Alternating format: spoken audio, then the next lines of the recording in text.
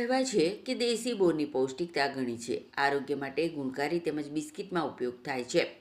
અંકલેશ્વર તાલુકાના નર્મદા નદીના કાંઠા વિસ્તારમાં ખેડૂતોએ પોતાના ખેતરમાં વર્ષો જૂના બોરડીના ઝાડ સાચવી રાખ્યા છે. દર વર્ષે ઉનાળાના પ્રારંભે દેશી બોરનો મબલક પાક આવે છે.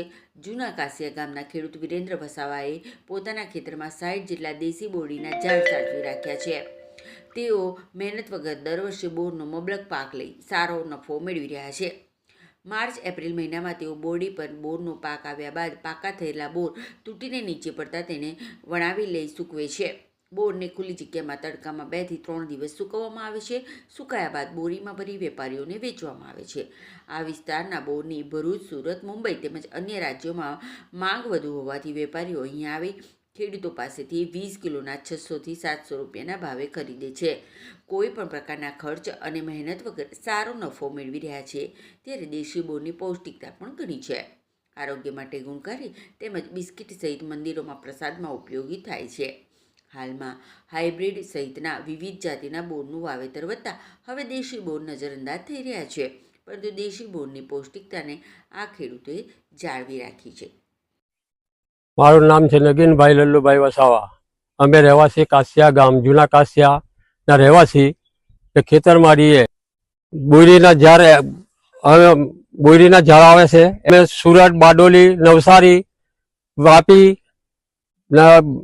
બોમ્બે લગીના અમારા બોર જાય છે. મારું નામ વિજયકુમાર અંબાલાલ પટેલ છે. હું નવા ટાવડાથી અહીંયા દર વર્ષે બોર લેવા માટે આવું છું. આ જૂના કાસિયા ગામમાં બોર માર્ચથી એપ્રિલ મહિનામાં ચાલુ થાય છે. ત્યાં સૂકવે છે ખેડૂત લોકો ને હું અહીંયાથી લઈ ને ત્યાં મતલબ કે આપવા જામ છે. આ બોરની વિશેષતા શું છે? આ બોર ત્યાં અમુક મંદિરોમાં પ્રસાદમાં જાય છે. પછી બિસ્કિટ બનાવાય છે, એનો પાવડર બનાવે છે. ને આ બોરના હમણાં ભાવ શું આવે છે? આ બોર લગભગ અહીંયાથી હું 20 કિલોના 700 થી 800 રૂપિયા આપીને લઈ જાઉં છું. ત્યાં મને 100-200 રૂપિયા મળે છે. એ પ્રમાણે હું ત્યાં વેચું છું. મારું નામ વિરેન્દ્રભાઈ બાબુભાઈ વસાવા છે અને હું આ બોરડી ખેડૂતનો પુત્ર છું. અને આ અહીંયા આગળ લાલવાડી ગામ, આ ભરૂચ જિલ્લાનું અંકલેશ્વર તાલુકાનું આ લાલવાડી ગામ છે. અને અહીંયા આગળ અમારી પાસે ટોટલ અમારા બાપ દાદાઓની ટોટલ 60 થી 70 જેટલી બોરડીઓ છે. અને એ માર્ચ મહિના પછી એની સિઝન ચાલુ થઈ જાય છે. મતલબ એ પૂરી રીતે એપ્રિલમાં પૂરેપૂરા પાકી જાય છે બોર. અને મજદૂર કરાવીને અમે વણાવી લઈએ છીએ.